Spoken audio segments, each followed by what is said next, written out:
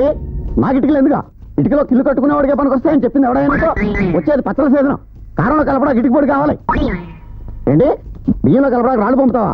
అంటే టెక్నిక్ చెప్పగానే business develop చేసేద్దాం ట్రై చేస్తున్నావా? హలో, నువ్వు మాట్లాడేది కల్తీ కళాప్రపూర్ణ మల్లయ్య తోటి. మన దగ్గర స్పెషల్ రాళ్ళు ఉన్నాయి, అచ్చం బియ్యం కలర్లోనే ఉంటాయి.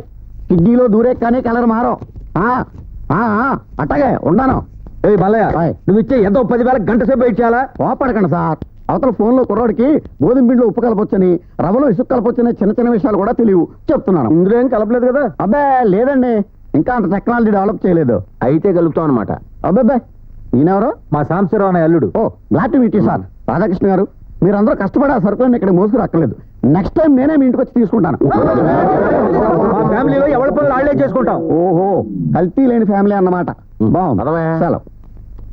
ఓరి బాబు. బాబాయ్ నాది 1 2 3 ఎంత? ఇది నాకు. నీకు ఎందుకు ఇచ్చారనయ్య? ఏది అల్లుడు? ఇంకో 100 వచ్చుగా చొక్కేసుకుంటా. ఇప్పటికే బొక్క వచ్చింది.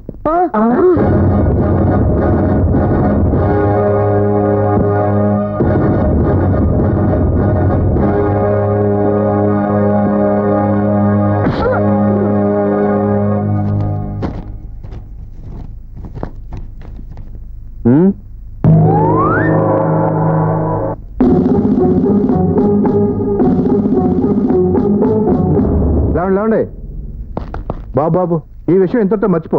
భవిష్యత్తులో స్టోర్ రూమ్ ని పోలీస్ కంట్రోల్ రూమ్ లా చూసుకుంటామని హామీ ఇస్తున్నాను. మీ అందరు కంగారు పడకండి.